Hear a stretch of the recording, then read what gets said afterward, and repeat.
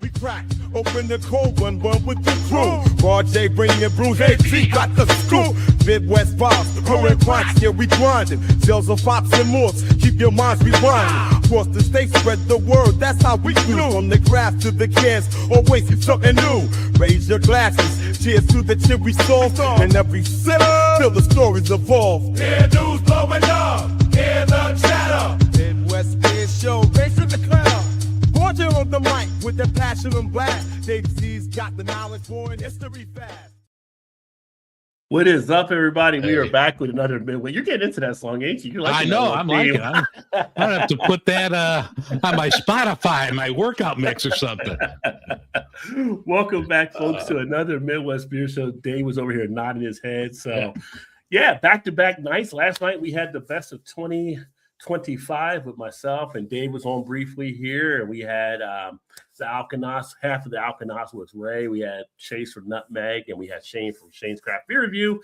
Kind of giving some rundown of the favorite beers we had in 2025, and we may have a little bit more of a touch on here. I know Dave's got some prepared as well to kind of hit on, and I'll make mention of some as well. But it's the last beer news segment of the year. Oh, you're right. Next week is New Year 2026. So we'll be kicking off some of the things going out there. So maybe we'll make some what are you going to say? What is the word I'm thinking of? Predictions. Predictions. Look at our crystal ball, our crystal beer glass. Yeah. We got a few pieces from a couple of brewers that kind of think what they might be targeted next year. But we'll get into a few different things here tonight. But thank you for all of you that tuned in. And those that have come back, we really appreciate you coming back again. And those that are new here, we appreciate you being here new for the first time. So, welcome. Yes. Yeah. So shout out to Todd in the house. Cheers, my friend. Great to see you. And and a good Christmas. We talked about it a little bit last night. Everybody good Christmas, it seemed. And now we're getting ready to roll into here. And where do we want to start on the beer news? Do we want to start with doing a beer review first and then get into the news items? What do you feel? Yeah, we could touch briefly on our best beers of the year. All right. I'm going to pull up your here. Little thing. Wait a minute. Sorry. Is there volume? There's volume on it, right? Okay. No, there's no volume on it. Oh, okay. The volume thing was there. All right. So keep scrolling. Go to the end. I got two more there towards the end of it. Here we go. All right, look at this. Getting fancy with the beer review. There we go. Oh, Wookie Jack. Yes. Yeah. I mean, those five. I mean, and it's not a top five I mentioned on my show. I don't really, do stuff like that. But these were five that, looking back on some of the videos I did, these were five that really stood out. That these are ones that, like, in the case of the 15-year beer on top from Revolution, I'll never get again. But the others, if I see, I'll definitely grab. The Sierra Nevada Pilsner. It's in that cute little 8-ounce can. That I thought was just stunning. It was just a phenomenal Pilsner. This one from Brothership out in suburban Illinois, really great double dry hopped West Coast. Then we have Lupolo, which is from Oxbow. They're out on the East Coast. That was a great Italian Pilsner. And then Wookie Jack, Firestone Walker. Black IPA is a great style. I'm going to crack that open in a little bit here. That's just always a classic one that I always look forward to and will definitely buy every year it comes out. Well, we'll definitely be talking a little bit more on the Black IPA as well, because there was something I noticed out there that came out towards the end of the year, and hopefully it might be something that opens up more opportunity as well. And shout out to Marilyn in the house. Great to have you in, Marilyn. Hey, Marilyn. Appreciate you being here. And hopefully you had a happy holiday and get ready for a great new year as well. And last night when we talked about some of the beers, Utopia was my top one of the year. Again, I've always mentioned, I do the Untapped type stuff for myself, kind of give me my own barometer, but it was one of the few ones that I've rated as a 5. I mean, it definitely lived up to the hype, as I mentioned. And I've been doing Untapped since 2013. It's probably like the number 10-5 I've ever given, right? I probably got both hands full now. So don't give out 5s a lot, but that one definitely lived up to being as good as it was. Made mention of the Dragon's Milk, the rum barrel coconut, which if you're a Dragon's Milk fan, anybody's Dragon's Milk fan needs to get their hands on that if they can. Of course, the Wookiee Jack we talked about as well, which I also got a chance to enjoy there. The Anniversary Ale. Didn't put the video up on that one yet, but that's another solid one from Firestone Walker, the 29th anniversary, a blend of 7 of their beers that they put together. And actually, one of the winemakers was one of your favorites. It was Pete from Wicked Pete, right? So he was in there messing around with that too. So a lot of good stuff happening over the years. Some really good things. Re-hit on the old favorite, which was a Chill Wave from Great Lakes. Having that again this year. Brought back a lot of good memories. Still a great, solid one to have. The return of the Lake Erie Monster. Don't know if they adjusted it as much, but they did something to it, I think, but it's still just as good. So some phenomenal beers, as always, that come out. And just, a great beer year once again to enjoy different things out there. And that's the whole part of the fun. Not everyone was a winner we've had during the year. You all had some that were just like, it's okay, or maybe club okay. But for the great majority, we found a lot of great other beers out there to actually enjoy. Going up to Indianapolis earlier this year for CBC, got a chance to really check out some good beers from around the Indianapolis area and going to a few of the breweries there. And overall, it's been a great beer year on my end. So, yeah, I didn't drink this much compared to last year. According to Untapped, it's like your check-ins were down to what you put in last year to this year. You only did maybe a small wheelbarrow, or you might have done a medium wheelbarrow last year. So it's kind of like I took a little bit of slow down. And I got into more of the non-alcoholic this year, right? Yeah. The rage right now that's taking place is with NA Beers, and I got more involved in it. Me and you both got involved more with Go Brewing as ambassadors with them. Checked in a few of the things from Athletic. Checked out, again, probably my overall favorite NA beers is the Shoots with the one they actually did for the Black Butte NA. But a lot of people, got this Sammy Adams, Just a Haze. I haven't tried it yet, but a lot of people gave good stuff about getting that one. So the Sierra Nevada stuff's really, have you had the Trail Pass, right? I haven't done the Trail Pass yet. That's another one on the list. I grabbed a 12-pack of that. So it was like a variety pack, and they had 4 different beers, so 3 of each. And I mean, that's always really good. Like, I dig it. Like the one I had today, I did a video. I'll have to edit it and put it out. They had I don't think it's a lager. It didn't say, but I can't imagine these are lagers. They're just kind of cranking it out. But it was like a golden ale with a little lime. I thought that was really good. So, and I've had a couple of the other ones, so I'm looking forward to doing all 4 and seeing how those go. But, Sierra Nevada, everything they put out, solid. Yeah. So the golden ale with the lime, was that an NA as well? Or? Yeah. So this was just an NA mix pack that they had.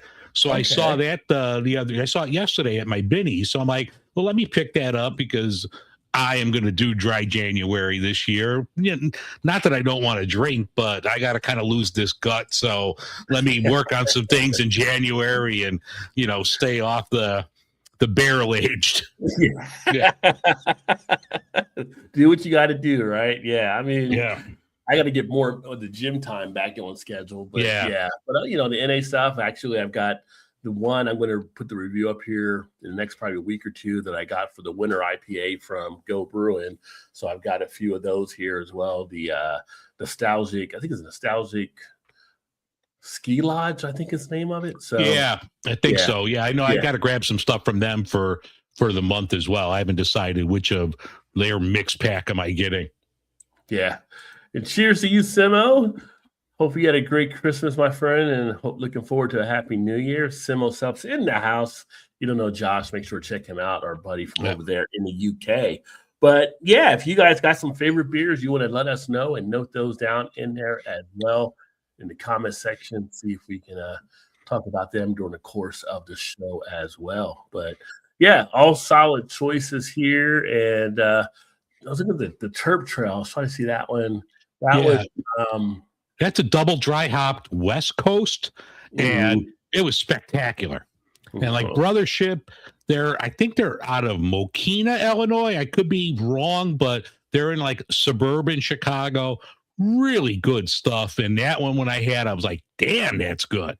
Like, damn. Yeah. No, all good stuff there for sure. And so taking a look, I guess we could jump into some of the news since the last time we've had one was a couple weeks ago. Now, the first thing to take a look at here was one that you actually had out there dealing with your area in Chicago, right? Don't get me started on this. The proposed Chicago liquor tax sparks criticism as some fear it will drive sales to suburbs. So I'm not going to play the video because of the whole YouTube thing. I don't even know that's the same story right there. I think that's an ad, yeah. Yeah. But here they're talking about the tax. So basically, you guys are going to be getting hit possibly on off-premise sales, it looks like. And that's 13.25%. That's kind of crazy. That's on top of your federal and state tax. So that's not just total. That's like an additional. So whatever you get hit with your federal tax and your state tax, I mean, it's not going to change anything if you go to a brewery or, a place that, makes stuff. I mean, the article itself even listed a cider place and a place here called Koval that makes like gins and whiskeys and bourbon. So it's not going to affect if you go there to buy it. But if I want to go to a liquor store or the grocery store, that's just an added tax. And for a lot of places, their off-premise sales kind of helps pay the light bill. So you might just get people not buying it. Another reason for people to stop drinking, or they're just going to go to a suburb or go somewhere else. Like, I'm not going to be doing a big Binny's run in the city if this goes through. I'll just, I'll drive an extra 15 minutes and go to a suburb and, save a few bucks. Yeah, because even like your local Jewel would be hitting that as a grocery store. So they would be having to put that out there on you too. Yeah. Now, this isn't official yet. They have to pass the budget by the end of the year. So we only got a few days left. But, some of the things that are being proposed from the mayor, it just, in my opinion, just aren't cool. Like one of them is if you're a large corporation, they want to charge like a head tax of like $30. Let me pull up the article. $33 per employee each month. So if you're a large employer, that's a big monthly hit. I mean, I don't know. I mean, I just think you're driving away business and shopping from the city. I think there's other ways, and I don't know. I'm not an economist. I don't know, but I think there's other ways that you could do this without putting the squeeze to people and companies that actually live and work here. Right. Well, it says they need 26 votes. So it's 50 of the alders. Is this being pushed like from the mayor? Because I know the mayor is a Democrat there. And I don't know if it's like, I think there's a majority of Democrat that you have in Chicago. So it's like from the Democrat side, they're trying to push this, or. Well, yeah, Chicago's all, I mean, you've got a few on like near the O'Hare side of Chicago that, lean more center and right. Okay. But as a rule, Chicago is blue. But yeah, I don't know. I don't agree with this. Right. I don't want to get too political here, but, I don't agree with the mayor on this one. Right. No. Yeah. I find it interesting because I look here from Mike Morena, who they have quoted in here, who owns one of the liquor stores in Little Village, said they're struggling because tariffs have really affected the business, struggling because ICE raids have affected Little Village neighborhood drastically. We're struggling because inflation at an all-time high. And usually those would be kind of those things where Democrats would want to lift and not put more people under pressure. That's why it kind of got me curious, because usually that's something to take in note most of the time, where it's kind of like, okay, maybe we should back off of this type thing. It's not the right time to do something like this. But they may just be blinders on and moving full steam ahead. I don't know. Yeah, in a lot of places, like, even this new Kansas City Chiefs stadium that's going to be built in Kansas, that's going to be paid with like liquor taxes and things like that. So I guess, You're just like picking on the drinkers here. Yeah, right. There's not enough stuff we got going on. Now you want to do this too. Yeah. You make us drink to begin with. Don't make it worse. I think the line here is of one person, whoever is negotiating this thing, please call me. Yeah. Yeah. It goes, yeah. Yeah, I can see where people would not be happy about what is taking place there for sure. So that'll be interesting to keep an eye on. But we'll see. More taxes is not always the thing you want to do. Yeah, and we'll see. We got 4 days left of the year. We'll see what happens, but definitely, I mean, my personal opinion, I don't think it's cool, but I don't know. I mean, you got to get the money somewhere. I don't know where you're going to get it. But it has to come. It has to come from somewhere. And I was looking there, and I realized I did not have a beer in my hand at the time. So I was looking to see what I was going to drink here. What are you drinking now? Because you are drinking. I just finished that. I was going old school and had an old macro, but I'm going to do a Wookiee Jack right now. I'm going to crack this one open. We talked about it a little bit, but Black Rye IPA from Firestone Walker. If you watched the show Rod had out yesterday, I had that there. It's like one of my favorite beers, and it comes out once a year. Black IPA, you get all the roasted malt notes, the chocolate malt. You get notes of everything with the rye and then with the hops. Perfectly balanced beer. One of my favorites. There you go. And I'm going to actually start out with something a little bit lighter because my one beer I didn't take out, and it's a stout, and I wanted to warm up because I know how good it is because I've had one already of it. So I'm putting that to the side, but I'm going to go ahead and drink one of the Rheingeist Cincy Lights, which are not a bad deal. I mean, if you're like a macro drinker and you're trying to get into craft, or you want something that maybe is more of a macro feel from a craft brewery, this is a good one. This is definitely better than I would say like a Bud Light or a Coors Light or any of the kind of stuff like that. And price wise, you get a 12-pack. It's so funny. It's like a 12-pack was $12.99. But they give you a $5 rebate, which I thought it was going to be an instant rebate at the thing because it says instant rebate for cash. Well, you get a printout at the cashier. It's like, you got to mail it off for the $5. Like, didn't realize that. All right. Was this $5 rebate at your Kroger? Yeah. So I'm going to call someone a jagoff on this show. I usually do that on my show. Haven't done it in a while. Bring the jagoffs on. So we have two main grocery store chains here. We have Jewel, and then we have Mariano's. And Mariano's is a Kroger company. So, every week I go through the apps and the ads, what's on sale. Let's see if there's this place has a good deal. I'm going to grab it there, vice versa. So my Mariano's app, $5 off Rheingeist. Can't go wrong there. I'm going to go to Mariano's and get some Rheingeist. I figure I can get Truth or whatever. Mm-hmm. They don't sell Rheingeist at Mariano, so I went in there for nothing. I'm like, where's the Rheingeist? We don't carry that here. I'm like, well, your app has $5 off. That was like the first thing you showed me, probably because I drink too much, but I'm like, now I can't get it? Jagoffs. I guess you could get it, and whenever you go to one of the Kroger chain stores, you can use it there, maybe. But but you can get Rheingeist in Illinois, though, right? Just not there. Actually, the next one I'm going to have, I have Bubbles. Okay. So I knew because you could get it here, so I'm like, all right, they're going to carry it at the Mariano, so I'm cool with that. And I looked all over too. I'm like, I'm looking under shit. I can't find. I'm like, damn it. So with Mariano's, it was basically you couldn't get the rebate slip at the cashier either because you didn't buy it because you need the rebate slip to even fill it in. Which I was like, who mails in rebates anymore, right? And I'm like, who does it? And it's like, I thought I'd get the $5 off right there, like $7.99 like a coupon. Oh yeah, why not? Yeah, so $12.99 for a 12-pack is still good, but I'm gonna give me another $5 off. I think this was a 6-pack. I'm gonna pull up while we're talking here. I'm gonna pull up the app because I think it was $5 off a 6-pack. So I was like, sign me up.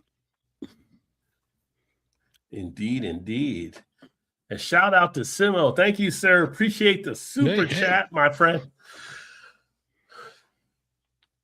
Appreciate it, and happy New Year, and have Merry Christmas as well, and happy holidays and all that good stuff. And well, thanks. It always helps to beer fun. Never required, but always appreciated.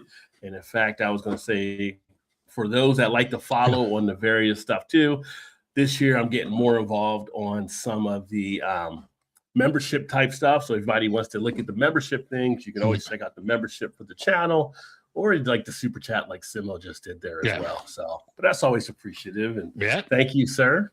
And shout out to Vanessa in the house as well. Welcome, my friend. So I don't know if you can see it with the reflection. So this is $4 off a 6-pack of Rheingeist, and you could use this up to 5 times. So you could buy 5. Oh, yeah, 5 times. Yeah. I had the coupon clipped, and you don't sell it there. Jag off. Hey, Rheingeist people, I was going to buy it. I was in. I was going to grab a case. I'm like, I'll save that. I'll do dry January, but that'll still be good in a month. Poor Dave got up there trying to get it, and all he got was... I got nothing. The price is wrong. Yeah. So then I'm going to like build your own 6-pack. All right, I'll find something good here. And they had a couple. They had that Great Lakes, that like cookie stout or whatever. Oh, but yeah, cookie stout. That had like lactose. I'm like, I can't do that. And most of their other stuff in your like the build your own 6-pack is the F word. So I'm like, nah, I'm gonna pass. Lactose. Yeah. So I got nothing out of Mariano's beer. I think I was on my own year and something broke up there. But yeah. But this is the one you were talking about. I haven't done it yet, but that's the one you were saying they had there. Yeah. Yeah, they had it, and I'm looking, I'm like, oh no, this is not going to end well. This is not going to be. That's not going to be a Christmas miracle. So I'm just going to put that one down. You got to be careful with battles with the lactose. Yeah. Not worth going in for that one. So secondary account for when I'm banned because of YouTube. Oh, you won't get. They've got to not ban you, Vanessa. Yeah. But kind of interesting on the whole tax thing up there in Chicago. Yeah, not cool. Was posted on that and everything. See how that goes. Never a fan of taxes, that's for sure. No. Let's see here. Then we also had the Iowa merger. So let me get that pulled up here too. Yeah, that looked really cool because it's at like an old Wonder Bread, and a listener of my show actually sent me this note, so I got to give a big thanks to them. But there's like Single Speed Brewing, and they're gonna it's gonna be a collaboration with 2 different breweries, Peachtree and Back Pocket, and it's gonna be in an old Wonder Bread facility. This looked kind of cool. So it's called the Brewery at Wonder Bread. So I don't know. Maybe you can get some Wonder Bread off on the side. Maybe you can get you a loaf of white while you're there as you're drinking some beer. But this looks pretty cool in Waterloo. So behind the sign, it must say Hostess Cakes, because Wonder Bread owned Hostess, I know. Yeah. At one point. So yeah. Maybe you do like a Twinkie ale or something. I don't know. Maybe. I don't know about they might do a snowball stout. I was never a fan of the snowballs though. That was I love me some snowballs. It had the flakiness from the coconut type stuff. I couldn't mess with it. No, sir. You know what? I love Twinkie. It. They were gone. You can't find them anymore. Remember the Hostess crumb cakes? I do remember those. Those were good. I killed those. Yeah. And then I remember when Hostess used to have a thing called, what is that? My thing. Hold on. All of a sudden, I had music playing in my ear. I didn't hear it. Okay, it was just coming through. It came through from the video in the background for a reason. Hostess used to make Suzy Q. You remember those? Yeah, they were the Suzy Q's and the white ding dongs. You can't find them anymore. Yeah, you can't find those anymore. Yeah, I didn't look for It's them. like Woody Harrelson trying to find Twinkies in Zombieland. Just you know. I used to Well, love they those what? Suzy Q's. Ding dongs and Suzy Q's were pretty much the same thing, just a different shape.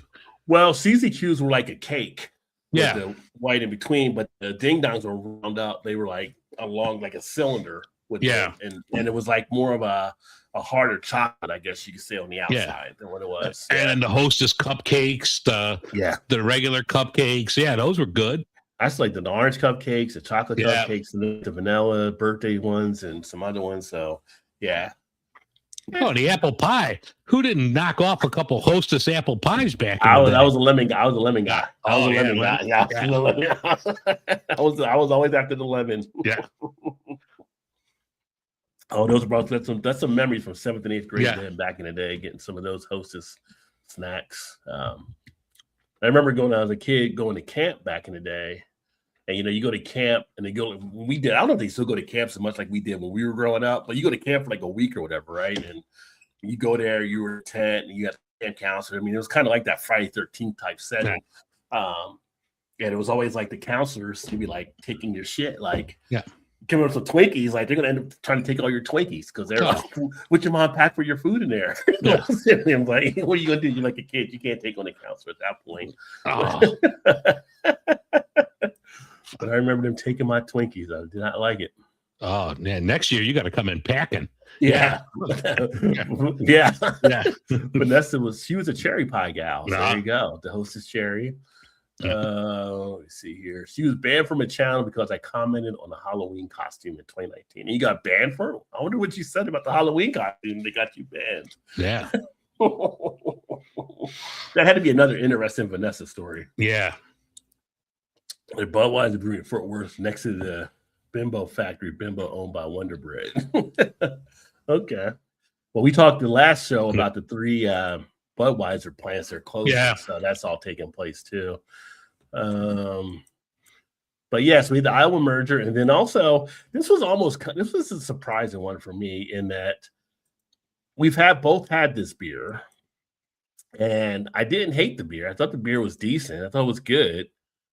But to be the top beer chosen kind of took me by surprise there.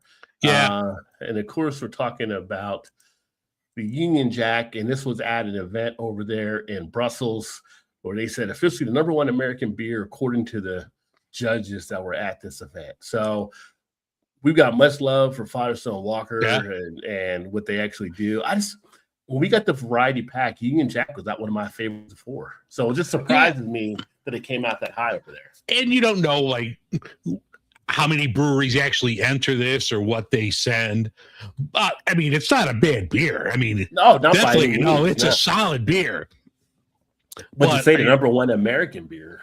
Yeah. And it's like at that time for what you had entered. Yeah. Okay, it wasn't #1 American. Now, if you would have had a wider spectrum, maybe, because we don't know who was all entered in, it could have been different. And again, this isn't a shade on Firestone Walker. It's just a surprising thing when I saw mean, they should have sent him some Wookiee Jack because that would have knocked off Union. Yeah. I would take the Wookiee over the Union Jack any day. Oh, yeah. But they ended up, but congrats to them for being selected. They do a great bang up job. And we've been fortunate, like I said, to enjoy some of their beers they've sent out and checking out some of the stuff they're doing. So definitely recommend giving it a try. But like I said, just a little surprised when I saw that one pop up there. And then we get into stuff. So here's some stuff to get into, and this will be a little bit more detailed, so to speak, as far as conversation wise. We'll talk about 7 stories from 2025 that the beer industry was buzzing about, right? So had a lot of different things happening this year. Oh, yeah. By the end of the year, as we get to it. First, when they talk about, and it was kind of a weird title, it says Trump take beer sales. I'm like, what? Like, that makes no sense. Like, to be Trump tank beer sales, maybe? Or whatever like that, with everything that was happening with the cost of aluminum, the tariffs, the steel, all of that really put a hurt on the beer industry in some way. And then you had the down drinking of people not drinking as much that also come into play. But they kind of looked here where some of the stuff coming out of the administration added to that pain being felt by the beer industry. So kind of an interesting aspect for that first part there. Although, as mentioned, it's the second Trump administration, but we knew the first time they had the tariff thing going too. So it should have been kind of baked into the cake, so to speak. Like we knew something would probably end up happening. But this was like extreme though.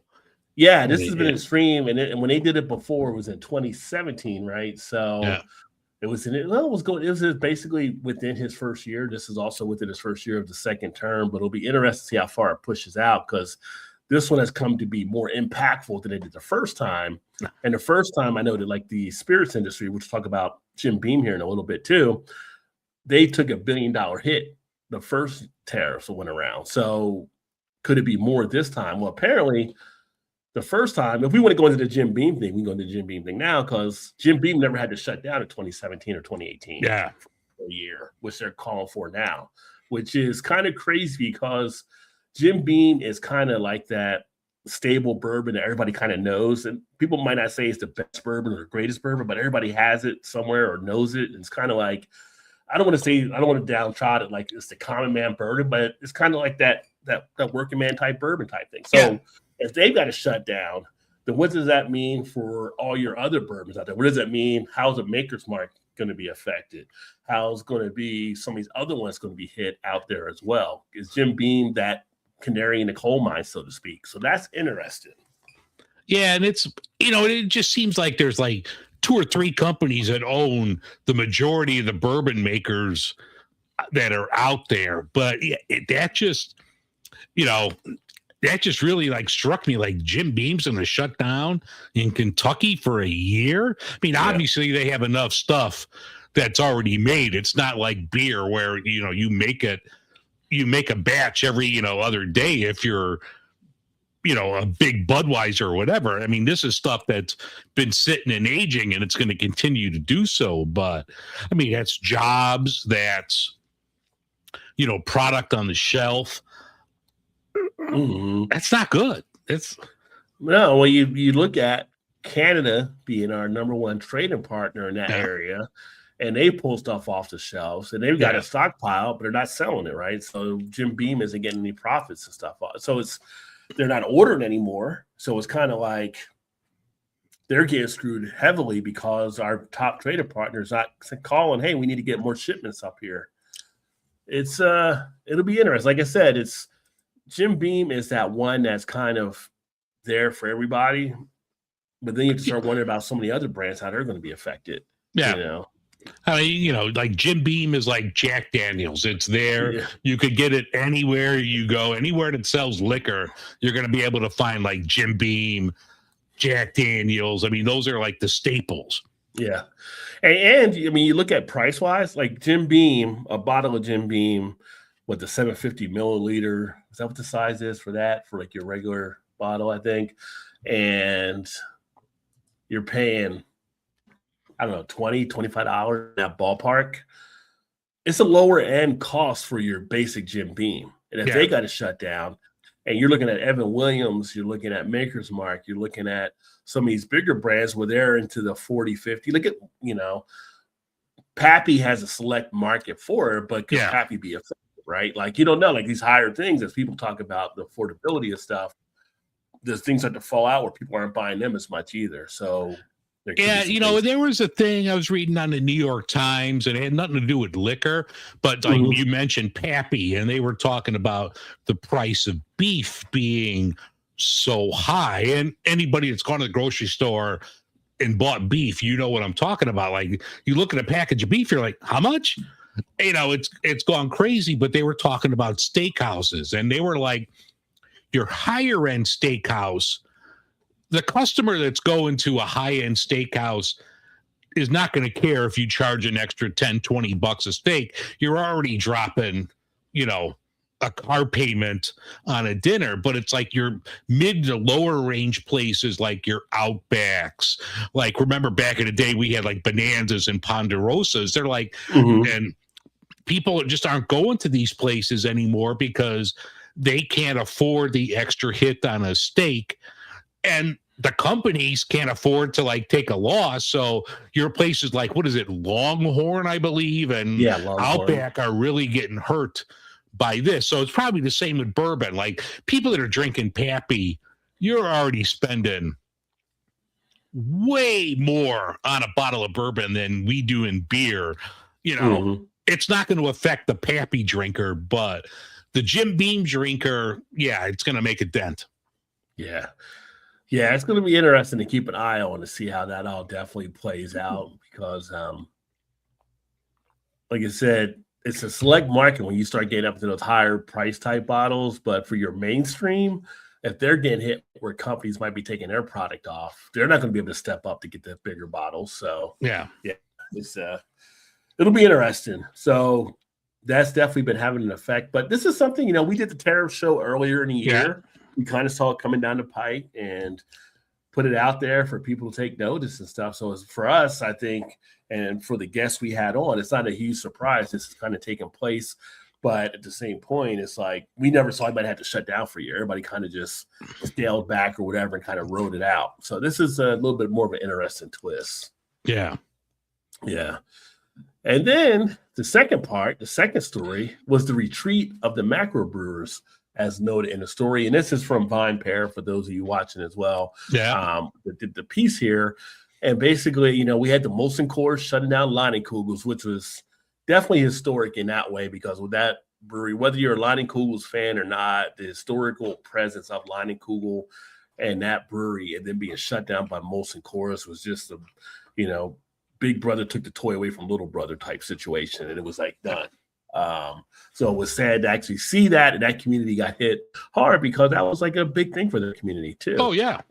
It was huge there, but you start having to pull back there. You have stuff with, Anheuser-Busch and Bev starting to pass away some things. They're cutting their portfolio back, and half of it now going to Tilray brands. New Belgium being affected. You're seeing a lot of these big hits from some of these ones that came under the macro brewery umbrella. So now they're starting to pull back from it, which is kind of almost like you had what did we have? We had I think it was 10 Barrel that broke away back from AB and Bev, but a lot of them were like under them, and then it's kind of like, instead of being cut loose like 10 Barrel and getting back on their own, it was kind of like, no, we're just shutting you down type thing we've had in places. So that's been a huge thing that's been taking place. And then like they have Pabst here queuing up to promising new light lager launch. They promptly laid off the new brewers lead and then basically pulled back on their stuff there too. So it's interesting. So even the macro breweries weren't immune to some of the things that were taking place. Yeah, and even like Pabst, like they still have that deal at my grocery store. Like you could buy a 30 pack of PBR for like $14 and get a $10 rebate. How are they making any money? They're not. That's what they call like a lost lead, right? Lost leader. Yeah. So it's like we're taking the hit on it, but we're hoping to get other stuff in. But how are you making the money up at Pabst? I mean, you're not selling that much soup or any of the other stuff. I know they got a new video game, arcade video game that actually does look pretty good that PBR is putting out. But where are they making money? The other point would be a fire sale just to get it out of inventory. Just take what we can get on it, and then we're done. Which could be part of their plan as well. Yeah. But even they mentioned Constellation brands in here and what they've actually been affected on. Kind of interesting on that. Then they also make mention on here, consolidation of the middle tier, whether it was voluntary or otherwise. So you had some of the middle regional type things that kind of gotten pulled in under this as well, with some of the things taking place. You also have like here where it makes mention like the RDT brands starting to come out there as well. So kind of interesting to see. And again, this goes back to the big, beautiful bill they talk about in this part here, where it kind of led to some basically restructuring inside of these companies that kind of put the hurt on some of these other parts of it. Southern Glazer's Wine and Spirits sold its only owned distributorship in New York to the Mega Wholesale in August. And while AB and Bev was laying in the wood to independent bud distributors over Les out of code sales of Busch Light Peach, they were selling the old shit, man. Well, out of code sales. Among other fractions, people did like that Busch Light Peach from what I was hearing though, but I guess even the old Peach was still good. So I don't know. It's interesting to see what's taking place there. Then of course, this is a big one now with the hemp beverage industry. The things that are taking place there, THC grabbing more space, but now THC might be facing their own uphill battle. Depending what state you're in, it was taking place there as well. But it did upset the apple cart this year because people were like, oh, I can do this instead of doing that. And I'll feel this way instead of that way the next morning. And so people went down the THC road, with whether or not it's the not having to face maybe a hangover, which if you're worried about getting a hangover, maybe you're drinking too much that night. Just throw that out there, right? So, you can drink and not to worry about a hangover if you're not over drinking. But then THC was pulling some stuff back. But now they might be getting pushed to the side. So in Ohio they will. In your state, it's going to be. In Ohio, it's going to be interesting. So here in Ohio, the governor put a 90-day line veto on it. The thing is, the veto can be overturned by the state legislature. 2/3, they can overturn it. Which the state legislature, just like the governor, they're all Republican on that side. Well, not the whole state legislature, but the majority of it. And they're getting a lot of stuff from their constituents about how it's hurting the industry here and how they're expected to be taking these major losses. So it'll be interesting to see how that plays out. They've overturned the governor on other things in the past, but they are definitely getting pressured to not let this happen. So that's something to keep an eye on here for sure to see how that all plays out. But even not just here, other states are kind of facing stuff out there too. Even California was trying to do THC. It's like, whoa, you're California. You're supposed to be relaxed, laid back, go with the They know how to party. Right. I mean, Go ahead. It's just like, why are you guys acting this way now? What happened out here in California? Yeah. So somebody's palm's not getting greased enough. Yeah. That's with Ohio, California. Somebody's not greasing the palm. Yeah, it mentions California and Texas. Texas, I can understand Texas being that way, but California, it's shocking. So, and hopefully, it doesn't hit like a Colorado or something like that. Though Colorado's not going anywhere. They become more like California, but nobody thought you could ever be more like California. Yeah, but which would be great because I'm actually talking with our friend Julie to have her come on here hopefully the next month or so. Oh, we'll sweet. be talking about some of the stuff and the launch of her Kick Fizz brand as well. So stay tuned for that. Yeah, Peggy had some Kick Fizz, and Peggy really enjoyed it. Awesome. Well, I'd say here in Ohio, people were stockpiling it out of the stores. So, because before they had to get to that 90-day, everything had to be gone. So interesting. And then the twilight of the first wave. This was an interesting piece because obviously more recent, the big name was Rogue. Shutting down their stuff, but you also had True. And then you had Upright Brewing out of Oregon, which I was not as familiar with, but True and Rogue, two dominant names in the industry, more so Rogue for sure. Everybody, like, if you've done craft beer for any number of years, you had to have Rogue at some point. Like everybody did, like Ale. You had to have something of theirs. And to see them actually have to shut down and go, that just like caught people off guard. Then you had like, how much money they were in debt? Because we thought initially it was like $5 million. You didn't find out it was like 500 million or something. It was a crazy number. Like $5 million wasn't even their rent that they owed. Like, yeah. But it's kind of like, and Jim Cook had to come back to Sam Adams, but they almost got themselves in a hole with the whole Truly thing.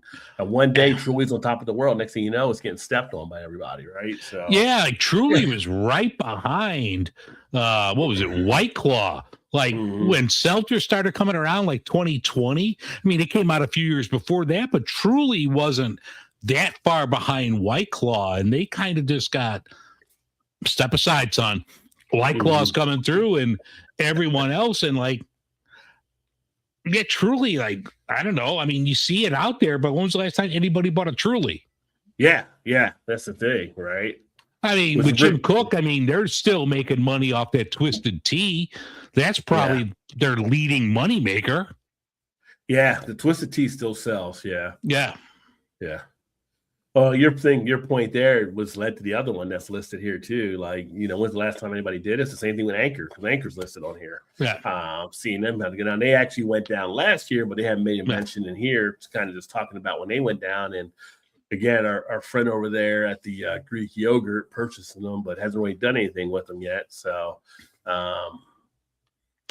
yeah, the latest thing I read with that was like he was talking about just pulling out of San Francisco and contract brewing. Like that like defeats the whole purpose of Anchor. You bought the name, you bought the building.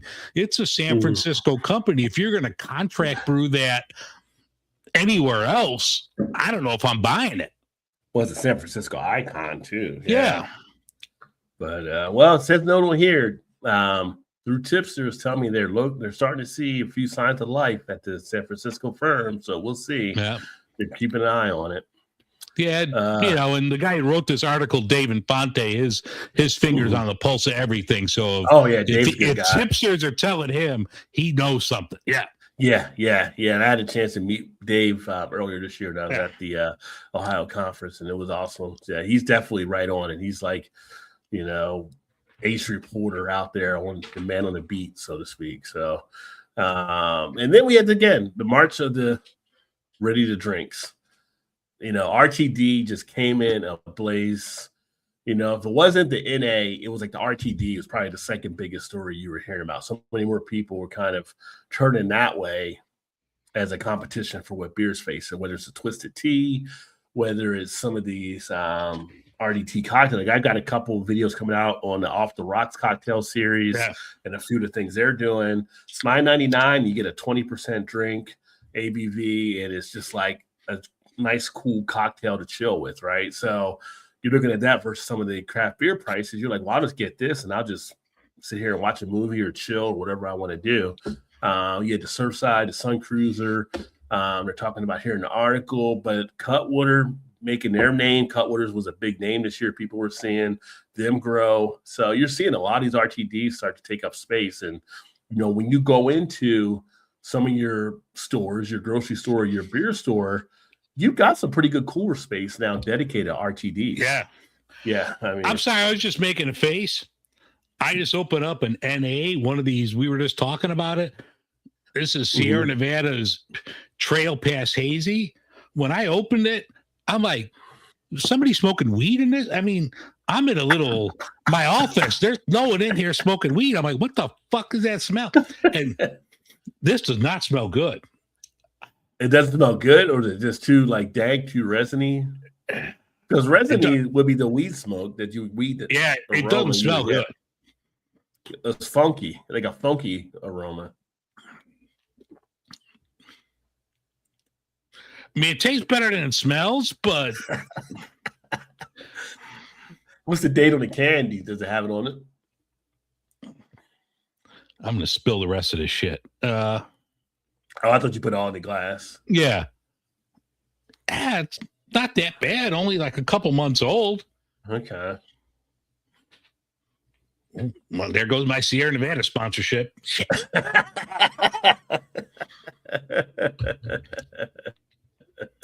All right, let's go back to the ready to drink, because I'm ready to drink right now after this. Well, yeah, so you had the RTD stuff taking place, and then going through here, the Suds for Chuds market hit a ceiling. I guess they're talking about, what kind of some of the celebrity type things they're doing, but it makes mention like Hulk Hogan dying, and then Real American Brand. They got a little surge after he died because of people feeling sentimental, but they've been struggling a little bit since then. That ultra right, 100% woke free. I don't know what they're going to do with that thing, because I'm like, you were charging people like 25 something for a 6-pack, and they didn't even make it. They haven't even made it. Make it right, and with shipping, it was just a grift. Plus. Yeah, that's just a grift. Yeah. And I remember Armed Force Brewing. They ran into issues where they were at, because I want to say they were in, I think, South Carolina, and some of the people in that community came out about some of the stuff they were down there. And I don't know if it was like anti-LGBT or something else they were doing down there, but they ran into stuff in that community as well. So they were in trouble as well. So some of these ones out here, I mean, there's nothing I was going to be drawn to drink any of these for the most part anyway, but it's just kind of like they kind of, with all, I guess, probably the way that things are set now, as far as some of the battles we're seeing, so to speak, and being craft beer is probably more left and right. They're probably feeling a little bit of the hits because people aren't coming out there to drink their stuff. So Yeah. and then the people that might come drink it, they're struggling to pay for whatever they got to pay for. So yeah, it's kind of interesting for this year. This is Apocalypse Now. This part here talked about the basically him the trying to kill THC, cannabis. which we talked about. Yeah, he's trying to kill the whole cannabis type thing under the newer stuff. So, But then they just moved it from Schedule 3. He just moved weed to like a lower class. So who knows? It changes daily. Yeah, they went from Schedule 1 to Schedule 3, but it's still not legal. But the penalties that would be assigned to it if somebody got in trouble for it wouldn't be as strong. But it's a mixed match. It's like, what day of the week is it? Okay, we're going this way today. So, but that's been kind of some crazy, and then it has like the ups and the downs. Talking about some of the different beer companies, some upside. Alamo Beer acquired by SKJ Capital, Clean Alcohol Collective, around ingredient transparency, which is good. I'm all about that there for sure. But then it has some of the downs that took place, like the hemp farmers in Washington State are delivering whether to switch back over to hops, which is not ideal for the supply issue, which we have a thing on the hemp farmers to talk about here too as well, I believe. So I pulled that up. I have that in case you couldn't get into that. Yeah. So some interesting pieces on that took place. And then, you know what I'm going to do? Since we just talked about the hemp, I'm going to jump over to the hemp one. So I'll pull that up here, then I'll go back to the Brewers Association. Let's see here. There we go. Which is actually going to be something pretty interesting. Now, you may know more because I think you had the Brewbound. I've got the website up here. Yeah. I mean, if you would have pulled up on your, because mine's going to just give you that insider, stay informed, be competitive type thing. So, but I mean, the article here was talking like not about us as consumers, but the farmers, who the farmers are getting hit, and especially like people that were starting to grow hemp, because you had this market for the THC beverages, the gummies, everything that was under the last farm bill in, 2017, 2018, whenever the last farm bill came out. Now these people, they don't know what they're going to do. I mean, it's not just something, I mean, this is something that's planned out years ahead of time. So if this thing actually goes through in November, like, you need to start planning now for what you're going to plan for 2027. You need to have all the wheels in motion. So, you got to get everything in and get it laid, planned. I mean, I'm sure everything was already set up for hemp in 2026, but what are you going to do in the future? And I know with tariffs and everything else, like, we had to give farmers a bailout.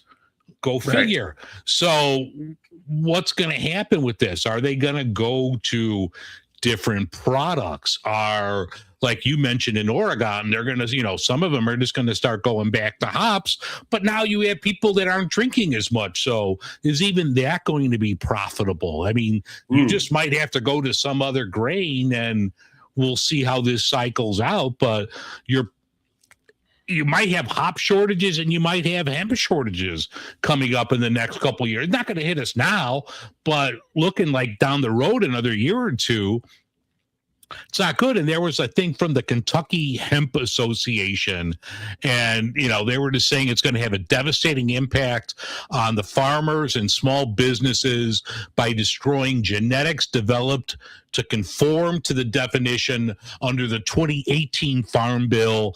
So, I mean, it's just not good for like the working people, the farmers. The farmers are what built this country, and now, they don't know what to grow, anything. It's just messed up.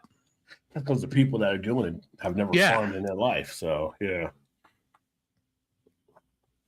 it's going to be something to keep an eye on there. And the one I just opened up this one, which I actually forgot I had these in the cooler. It's always fun to find How a beer. big is your cooler if you forget you have something there? Well, I got the one here. Mine, I don't have room to forget.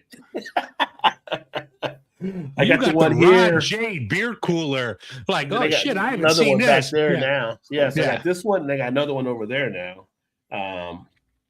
But it was from Boulevard, our friends out in Missouri, and it is their Boulevard rum barreled pecan imperial brown ale, and it is really good. I forgot I had 13.5 ABV, and it's it's got like this pecan pie with the whipped cream on top, and it is definitely a nice dessert feel beer. To find an imperial brown ale with some flavor, it's not an easy thing to do anymore. I actually just did, and I haven't posted it yet. I did a triple imperial 5-year-old beer that was from Hop and Frog and was done with Pete Schlossberg from Pete's Wicked Ale. Oh, and wow. I had that 5 years ago. My buddy had like, oh, I've got this here. And I'm like, dude, how old is that? And I looked, it's a 5-year-old beer. He's like, I'll just take it. And he handed me an Anchor. I'm like, dude, you got to drink more. I mean, you got this shit in your fridge.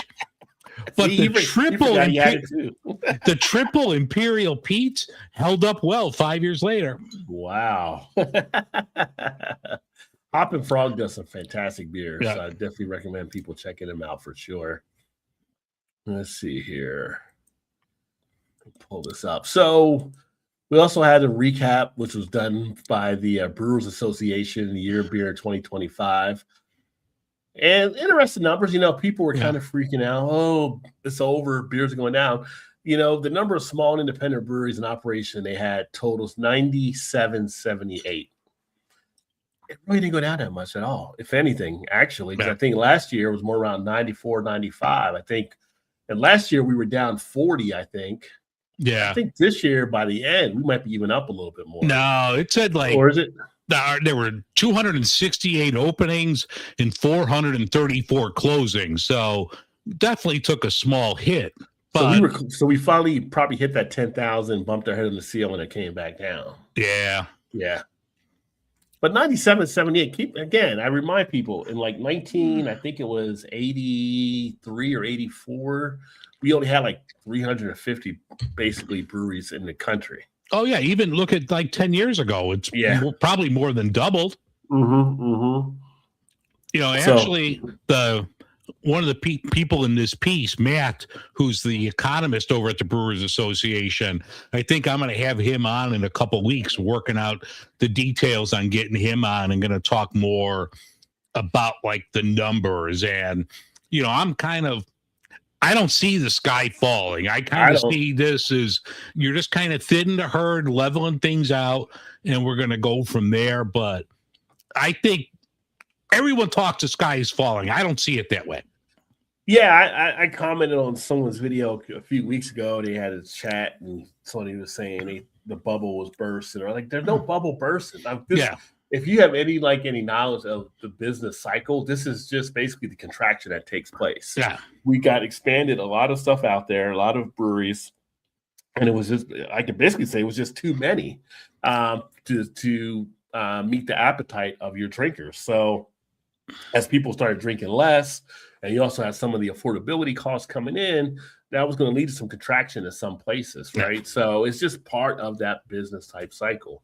97, 78 is still a pretty healthy number to have for the breweries. And here, I know in Ohio, we were, I think, like a 420 is where we're at now for so far. It might be on or off one or two. You can't say 420 in Ohio after your governor. Don't. Yeah, but I remember last year we were just approaching 400, so I think we did have like a little bit of a net gain there as well. Let's see here. Employment, 443,000 jobs nationwide, fostering the local economies and creating opportunities. Contribution of $72.5 billion to the U.S. economy. What they see is some of the trends. There was a consolidation factor, which, like you said, we just had the one story with the 3 breweries coming together. I like the consolidation when I see like 3 independents coming together versus a big boy coming in and taking one over, because that usually doesn't always have that positive thing at the back end where it's almost like, okay, now we're going to do this. You want you to use this ingredient instead of that ingredient because that'll help profit margin, but turns the beer to shit somewhat. So having like independents coming together and knowing the battle and knowing the journey, I think is better. New approaches to hospitality. This is something we talked about through the course of the year. It's like, it's not about you just make good beer anymore. You got to have a reason for people to come to your breweries. You have to be that part of hospitality now. You got to make it entertaining. You got to give, you're fighting with the consumer for dollars against restaurants, against going to a ball game, going to Top Golf, going to all these other different places. You have to give them a reason to want to actually come there. And then the growth in the low ABV was a big factor that took place this year, which for those breweries that did adapt, they are seeing some good results coming out when they have that NA option or a low ABV option, or for a company like Go Brewing that says, hey, if you don't want to make it, we'll just contract with you and we'll provide our stuff to your people. That's been a benefit as well.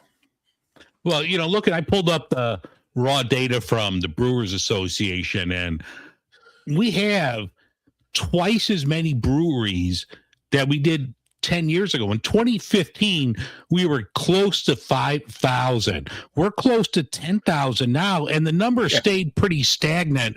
We've been in the 9,000 range since COVID. So you have to look from like 2015 to 2020, you almost doubled.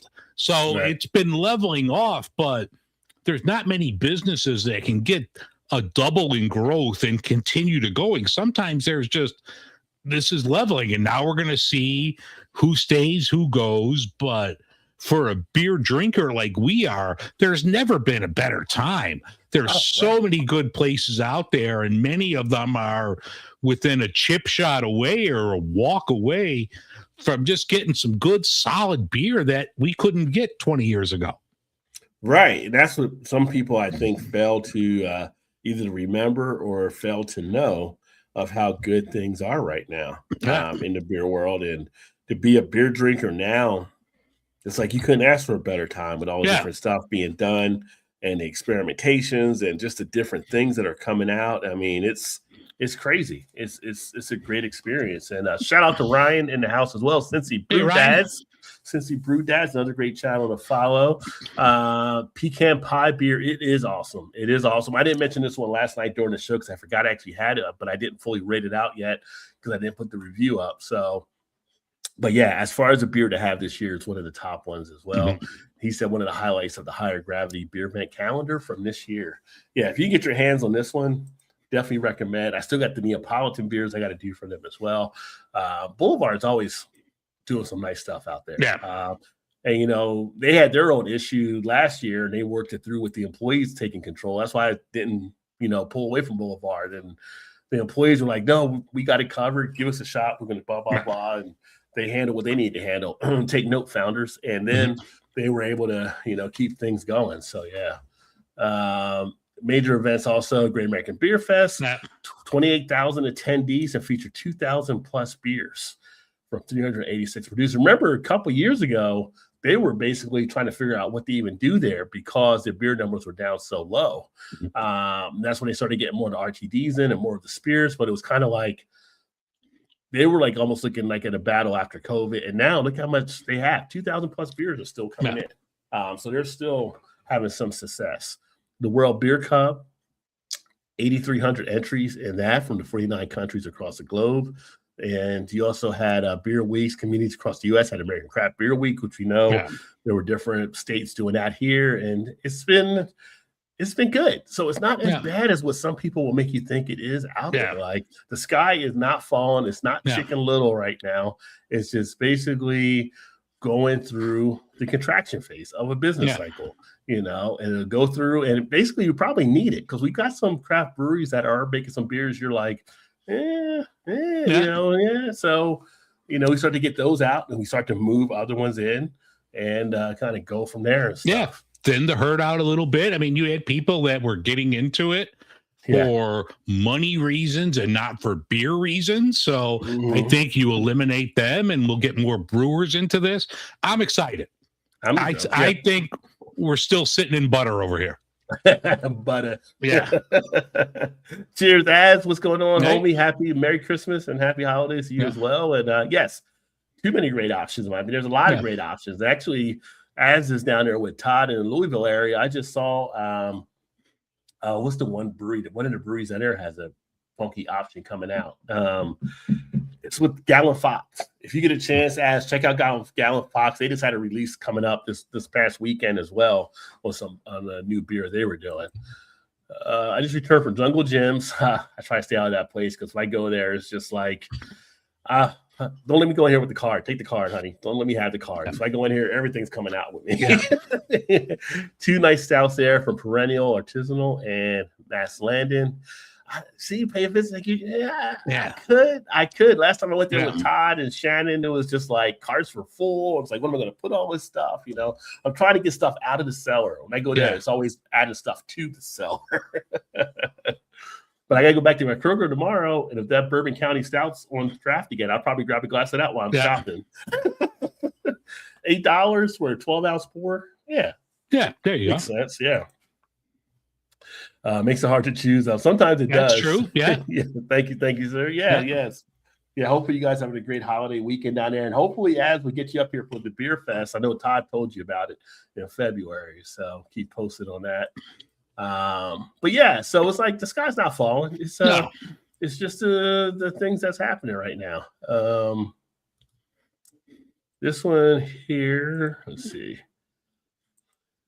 So this is kind of interesting too. So again, we don't really get heavy political on here, but it's almost like the elephant in the room where you got to talk about it at points, right? So, so this piece was actually ran out there. It came out of the Yucatan Times, but Trump's immigration policies linked to decline in Mexican beer sales in the U.S. Well, I mean, I can see the parallel. If you're, deporting a lot of the Mexican Americans or Mexican immigrants, and they drink the Mexican beer, then sales are going to be down some. But it's kind of interesting just because last year Modelo became like the number one beer, right? And then now it's taking a hit. Well, you have less people that can probably drink a Modelo because they're not here to really drink it, or people aren't coming out to get it because they might not be able to get back home if they come out to get it. Somewhere. It's kind of interesting. But Constellation was talking about the numbers there and how they're actually being affected there as well. And I think did Modelo get passed off by Mick Ultra as the number one beer now in the country? I think so. I think I read that too. Yeah. So Mick Ultra, I think, is number one now. But yeah, I can see what they would say. There's definitely an effect that's taking place along those lines. I mean, they still got some of their popularity. I mean, people will drink a Corona. I know people will drink a Pacifico. I think Modelo is kind of the main one. A lot of people like to drink, but it's interesting. It's just, it's kind of a crazy type thing to see. They're talking about it here for decades, Mexican beers being a staple of the U.S. market, and how these decisions can now ripple through the beer community. But it's like nothing lives in a vacuum anymore. So when shit like that happens, it's like, it affects industries and stuff. So sad to see for sure in that regard. And then you get fatheads up where you're at as well, right? No, we really don't. Like once in a blue moon, I see it, but I know like they're extremely popular. The stuff that I have had has been outstanding, but I can't just go to my bottle shop and pick it up. Okay. All right. I thought for sure they were in Illinois. But Fatheads has now decided to release some new beers, and talking about NA, they also are bringing out the non-alcoholic line. So they're jumping into the NA realm as well. They're bringing out the 3 beers that are listed here, I believe. Yeah, the new Excursion Brewing. Oh, I mean, no, it's not that. Where'd it go? Headhunter. Hazy Headhunter IPA, because they have the Headhunter, so they got a hazy coming out early March, also debut in early October. Fresh hopped Headhunters. Always have a fresh hop version, which would be pretty good. And then let's see. No, this is theirs. Okay, the new Excursion Brewing Company. Well, no, that's under Buckeye Brewing. No, wait a minute. That's okay. These are separate stories. I thought it was the same story, but these are separate ones here.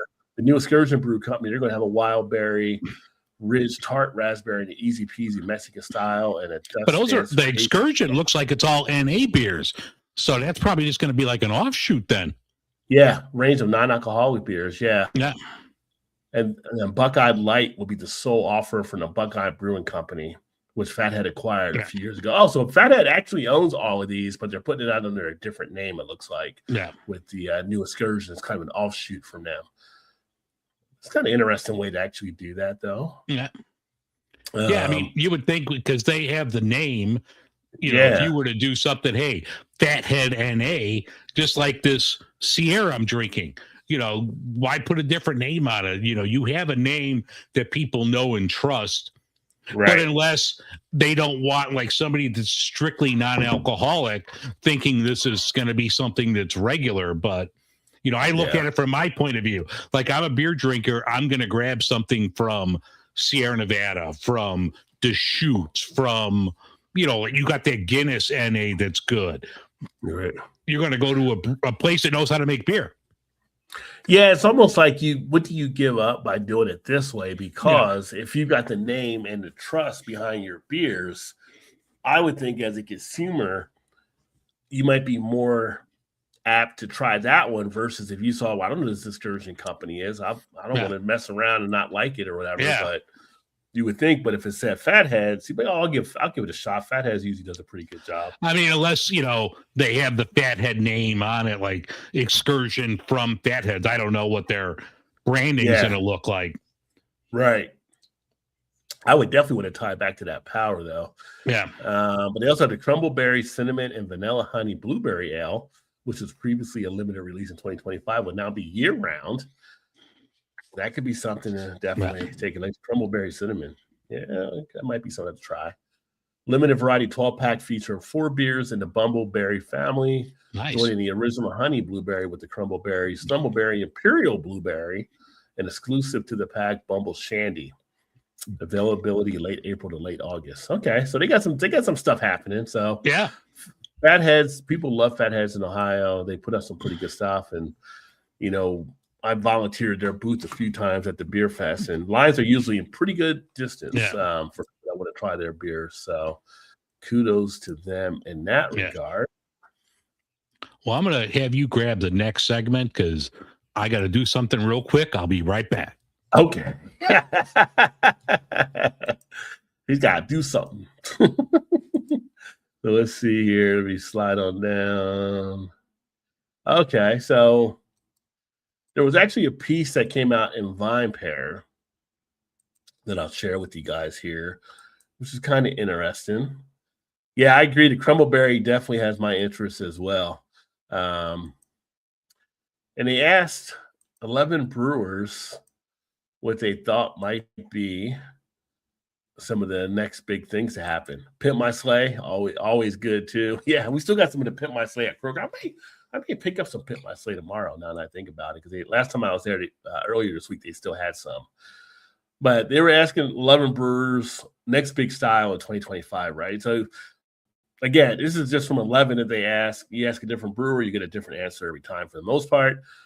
But what they came up with the list of here, 5 to 6% pale ales, which I'm pretty sure we already have a good amount of 5 to 6% pale ales, balanced beers, beer flavored beers, put that in quotes because I guess they're trying to get this old feel to it. The black IPAs, I'm all about the black IPAs. Please bring on more black IPAs, and I hope that one is true. We start seeing more of that. You know, Dave mentioned earlier with him drinking a Wookie Jack, we both had it, and that was a solid rye black IPA. I've had a few other black IPAs that have been really tasty as well, so I would love to see more of those on the market. Heavily bitter IPAs. Now, I don't know how much more heavily you can get. We have a lot of IPAs that do have some upfront bitterness that can be pretty strong, but apparently they're saying might be even more some bitter ones they're seeing out there in the forefront. European style lagers, I can see that. I can see where we can get more of those type of beers in play. One of the cool breweries when I was in Baltimore, for the 3 years we were out there that we went to was the Guilford. And Guilford actually ended up buying Flying Fish out of New Jersey. But the cool thing that made Guilford stand out is all their beers were European style. They didn't have like an American IPA, they had an English IPA, but then everything else was pretty much English style beers. And it was always refreshing to go to that brewery because you didn't have like that hazy IPA type crowd or the regular IPA. It was just all like more, I don't want to say it was more defined, but it was more of a different type of presence where you could experiment and find out other different styles where other breweries weren't putting them out. It really makes them stand out. So I would love to see more European style lagers in play. Sessionable, low ABV beers, I can see that. I can see breweries coming out more with table beers, which are usually between your 2 to 3.5% type beers. I can see those coming into play. I can see more of the Munich style Helles coming out. They've been becoming more popular at a lot of different events and a lot of different festivals where people have really been enjoying those beers. Oktoberfest this year here in Cincinnati, when I was down there at that, I've seen a lot of the people really enjoy some of the Helles from some of the different local breweries. Single origin beers, classic lagers with American hops. I think that can easily be a great thing. We used to have the, it was that whole thing. Is this a pale lager or is this a cold IPA? Because it felt like they're both kind of similar. But I love a nice hop bitterness with the lager as well. So I would love to see more of that. And remember some of them called them India Pale Lagers? That's what it was. Yeah. India Pale Lagers. Yeah. And then you have the table strength Saisons, which you shouldn't have to really say table strength Saisons because the original Saisons were table. Because it was for the farm workers doing their breaks. Oh, yeah. They couldn't get hammered, so they were drinking like a 3%. We just made them bigger ourselves. Yeah. But it should be like true Saisons. Like, that's the only way you want to have it at. Like a nice, like a Saison, a good farmhouse style that are those low ABVs. Mm-hmm. Yeah. Even like, I don't know if it was on here because I jumped in late. Like English Mild is such a great beer. I mean, I know Rev puts one out, but they're very hard to find. But I remember some like European, they were kind of mild. It wasn't the English mild, but one of the most delicious beers I ever had was like this Lithuanian beer. It was a dark lager. It was only like 2.5 to 3%. But the malt, and it was so flavorful. Like you would definitely like that would be something I would drink every day if I could. Yeah, I mean, with the old English mild, they weren't like heavy. So yeah, I mean, you can have something like that with lunch, or have it with a sandwich, or whatever. Go right back to work and be fine. So but yeah, so the breweries they asked, like this is the head brewer, Storm Cloud Brewing Company, Frankfort, Michigan. Talking about how they've done so many of the double and the triple barrel aged pastry styles, lagers, pilsners, and blah blah blah. So he was saying what he wants is a return to the 5 to 6% ales, pale ales. But I'm like, I think you might have been away, but I'm like, I'm pretty sure we have some 5 to 6% pale ales already out there. So it's not like, I mean, maybe where he's at, they're not in demand, but I feel like I still see him in spots. Tim Adams was Oxbow Brewing out of Maine, which I've heard a lot of good things about. That was one of the ones that was on my top 5 there. They did an Italian Pilsner, Lupolo. Phenomenal beer. Yeah, and he had noted his one here was Mr. Full-Fledged Balance, the more balanced beers. I think is what he is selling his. Yeah. Beer flavor beers. So that was Jonathan Porter here with Smog City. I've had Smog City beers. Those are pretty good too out of California. Beer flavor beers, which is kind of just an interesting type thing to actually say. But I guess kind of getting away back from some of the fruitiness and things like that, where it's just like, just give me a beer that's a beer, I guess. So but I mean, we've seen that already with your garage beer and your Montucky cold snacks. Well, I'm saying that's all Montucky does. Yeah, is make a beer flavor beer. Yeah. And there's nothing wrong with that. There's nothing wrong with the nice, crisp, lager. Yeah. And I tell you what, if Finback is pushing for the black IPAs, I will gobble those up because Finback makes some great beers out of New York. So, definitely want some more black IPAs out there. Yes. I haven't heard of Space Cadet brewing before. But this is one, I guess, the real bitterness back into the pitcher. I mean, we're still getting some good bitter beer, I think, but he wasn't heavily bitter. Yeah. Vault 202 out of Appleton, Wisconsin. Light, easy drinking European style lagers, mid to low ABV and affordable. I think a lot of people would like that as well. Yeah, but for distribution, you're not going to really get affordable because all the costs are the same. You still have to pay for the cans and everything else. It's not going to be, because it's low ABV. If you're buying it in cans, it's still going to be high because all the other costs are the same. The labor costs, everything else. Yeah, you're still going to pay for that. Right. Yeah. Right. Yeah. 6 Point Brooklyn, another good brewery there. Ultra sessionable and low ABV. Brewery X, that's another good brewery. And so they had some pretty good brewers. I mean, these were all some top-notch breweries that they had kind of got in front of. Don't know about Night Glow in Brooklyn. I'm surprised they didn't go to Garrett, though, in Brooklyn to see what he thought. Yeah. Hopsteiner, New York City. So, yeah, it'd be interesting. I don't know what you guys are thinking out there as well, like what you're seeing. What would you like to see more coming down the pike as far as future beers? Let us know as well. Ryan says Street Side does and English. I need to get back over to Street Side. I haven't been over there since I've been back to Cincinnati, but Street Side does some fantastic beers for sure. One of my breweries like Baskin Robbins, the more varieties, the better. Never know what I'll be in the mood for. I can appreciate all of them if they're done well. Yeah. Yeah. It's like the advent calendar is like a box of chocolates, right? Yeah. You never know what you're going to get. Yeah. Just made me think of that reading Ryan's information. They should name that like the beer box of chocolate advent calendar. Yeah. So that was interesting there. And also here in Ohio, we had a story that was done about the Northeast Ohio's biggest beer and brewery stories. Some of the stuff that took place here. Which we had a good amount of stuff happening. This is up by our buddy Ginger Yeti. He's up in Cleveland area, but we've had we had the shutdown of Royal Docks, which was interesting because 2025, so what, about 4 or 5 years ago, Royal Docks was seen as one of the up-and-comers in brewing. Maybe right before COVID even, but they were like on the up and up, and then just like the bottom fell out. I mean, worse than like nothing bad like Sycamore's bottom falling out, but they fell out. With Sycamore, there's a bar in North Carolina that's getting some flack right now because they said they weren't going to stop selling Sycamore beer, but they were donating some of the proceeds to the rape thing, but they wanted to support the workers that were actually there, which I can understand that part of it too. But people down there are like, you can't have it both ways. You can't, this pedophile owner. Wait. Wife.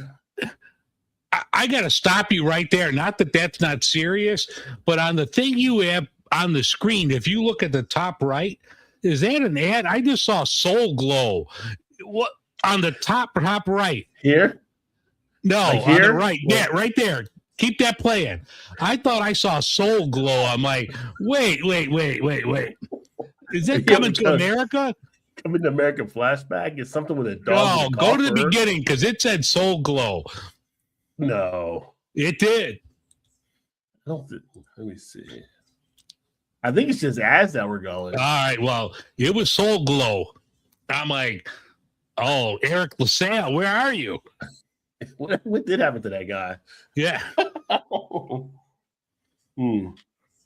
But yeah, but for Ohio, Royal Docks was a hit that was taken early this year.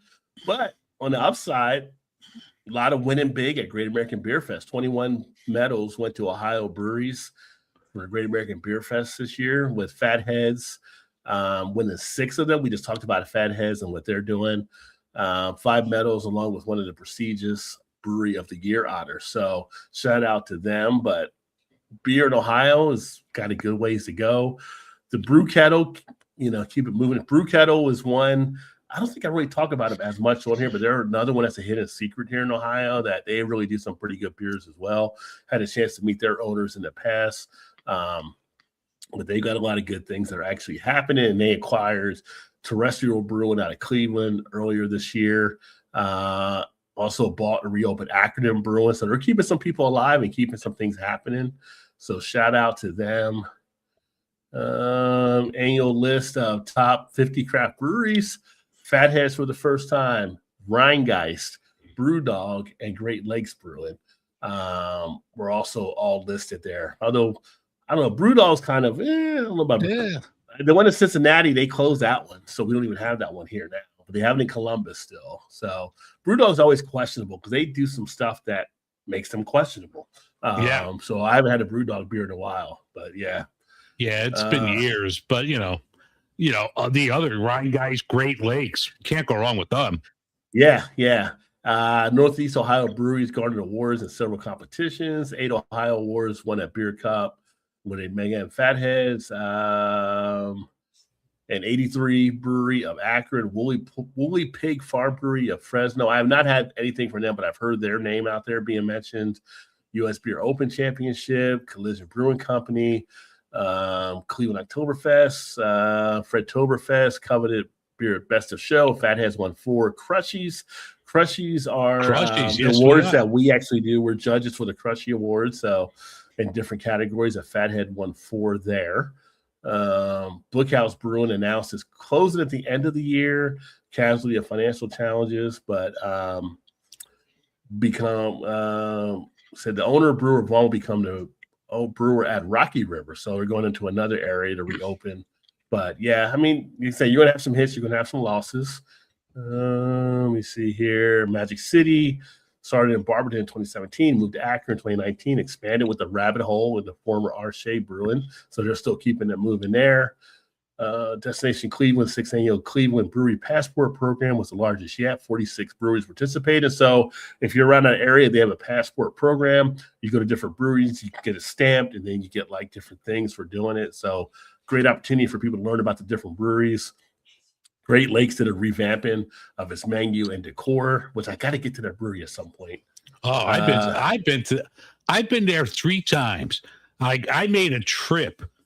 And it was like I needed to go to Great Lakes. I needed to go to the Rock and Roll Hall of Fame. And I go to ballparks. That's one of the things I do. So I did in a day trip. I did Hall of Fame. I did Great Lakes. They just show Soul Glow. Okay, yeah. I'm sorry. Yeah, okay. Go ahead. Sorry. Soul Glow, just like we're about this generation. We see Soul Glow. I'm like, wait, is there Soul Glow? Soul Glow commercial right now. Yeah. And then I had to do Glow. I can hit that high note, man. And then I had to do well, at the time they were the Cleveland Indians. So, but that was like a great day trip right there because I knocked 3 things off my bucket list in one day. Well, did you go to Canton for the Football Hall of Fame? I've been there. Yes, I have. Okay. I was going to say, if you didn't, you have to come back again for that. Yeah, no, I did. I did the Canton. That's like, been to Cooperstown, been to Canton, try to get to as many ballparks as I can. It's been a while since I've been to a new one. So I'm definitely due for 2026, but like Cleveland had some shit going on. I mean, it was really cool. They've done a lot of revamping in Cleveland from what I understand up there too. So, but like the Brew Kettle, I didn't realize it, but 30 years. 1995 was when they started. So they've been kicking it ever since then, which is great. 10 years for Paladin Brewing, 5 years for Ghost Tree Brewing. They have some of the anniversaries on here. Black Frog Brewing, shout out to Chris Harris there. I gotta get up. He does a sweet potato beer that everybody raves about. I gotta get up to Black Frog. Heaven Brewing, Mosaic, Starflyer, Two Friends. So yeah, like you said, there's breweries opening and there's ones that are closing, like listed on here. Voodoo Cleveland Heights. There was also a Voodoo in Cincinnati that closed as well. Tricky Tortoise, Railroad, Mentor. So I mean, that's just the way it goes. The door swings both ways, open and close. So yeah. Some of the favorite sippers. Let's see here. Killer Pills, Haven Brewing, Camper Pale Ale, Market Guard. Market Guard is quietly one of those breweries out there that does some really good stuff.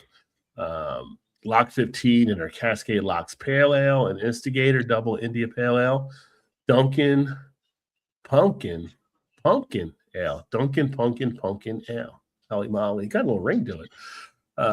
From Wreckage, Brewing, Woodshop Can, India Pale Ale, and Red Ale Double Wing, Keller Pills, Rye Dunkel, and Rustic Hellas, Woolly Pig. He's gonna come down here though. He's gonna come down to Southwest Ohio. He's all to the Northeast. Cosmos Reserve and Hefeweizen and St. Max Christmas Ale. Yeah, I see this beer all the time. I never picked it up. I need to. The Pils Mafia. I always see it out there, and I love the name. That's like a great takeoff on the Bills. It's got the Mafia. Bills. It's got the Bills colors, right? So it's I always see it. Next time I see it, I'm picking it up. I'm giving that one a go. I think Buffalo needs to be like a trip we need to do, because that just seems like a fun time. I mean, what is this, the last year of the stadium? So they're going to open the new stadium next year for the Bills. Get to Buffalo. We'll see Joe from the Beer Patrol. He's in Buffalo, and that just seems like a fun time. Yeah. Soul Glow classic. It is a classic. So I'm surprised Dave when he saw that there. I'm like, what are you talking about? And I saw it. It was like, I mean, I've got dual screens up because I have all the news on one side. So my little screen here, but I could see Soul Glow. I could see that shit from a mile away. Oh, that Narshad, he's a little Deb. Yeah, he says, Dave, your hair will look great with a little Soul Glow. I thought had hair, Ryan. You see this shit? I got nothing back here. Come on, Dave, let your soul glow. Yeah. I had a perm back in the day, back in the 80s. I had a perm. I had that white man, Bert Convey, who was another white dude that had the big perm. I had a perm.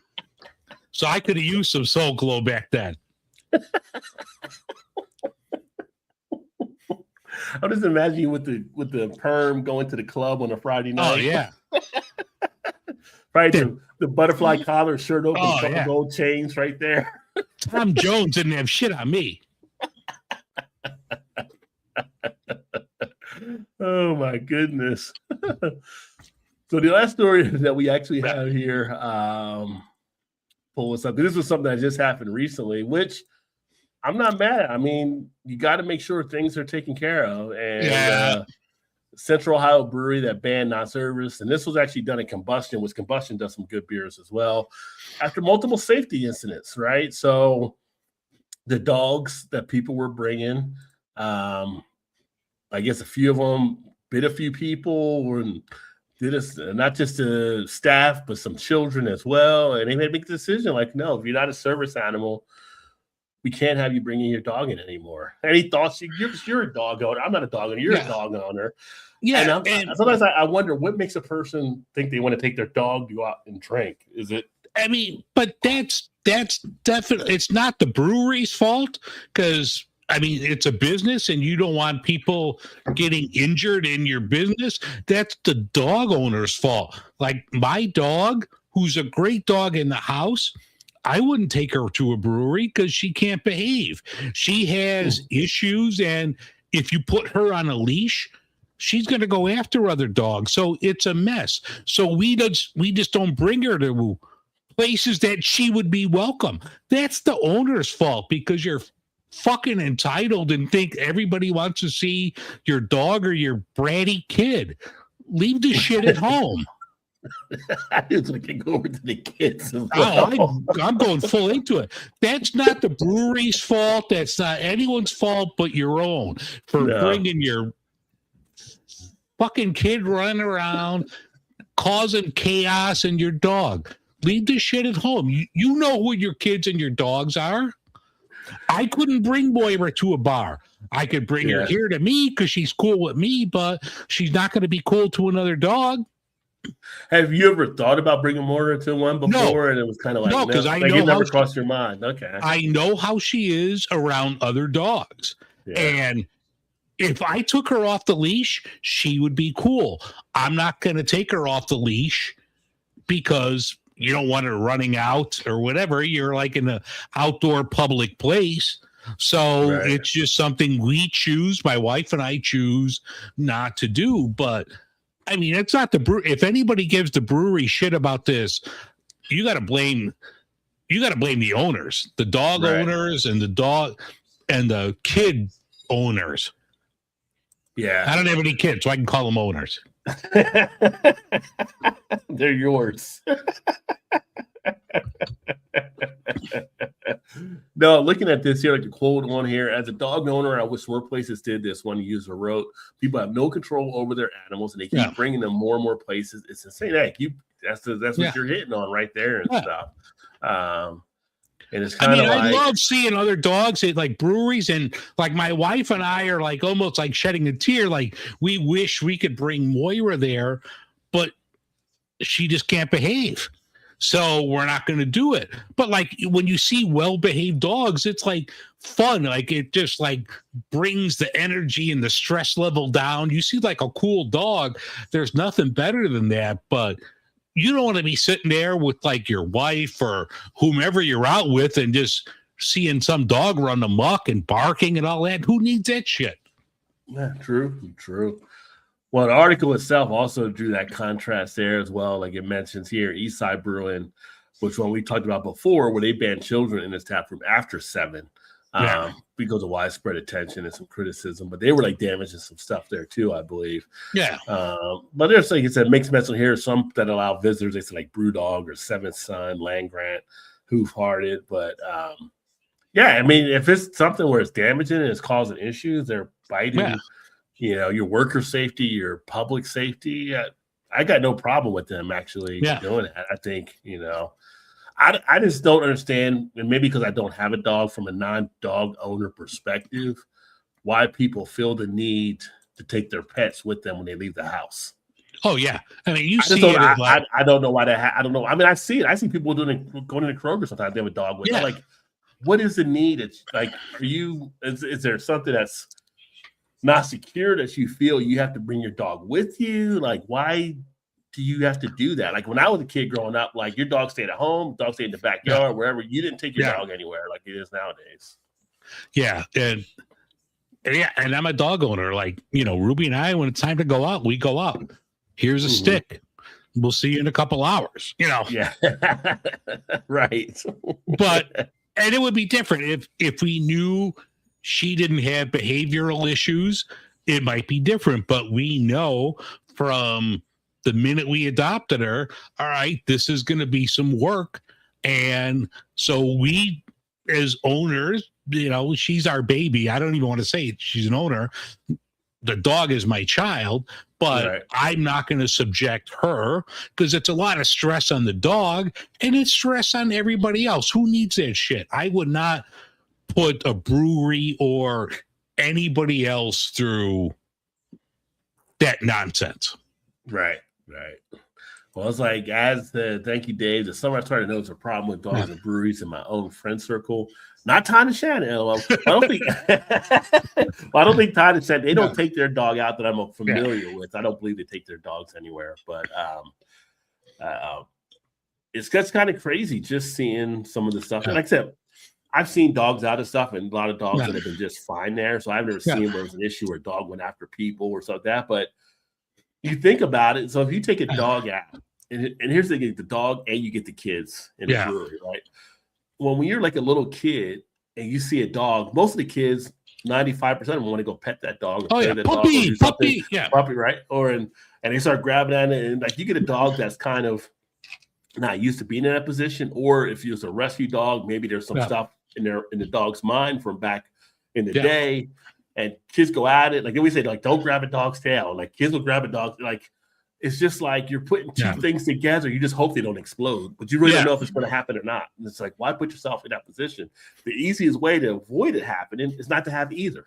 Yeah, just don't have either there.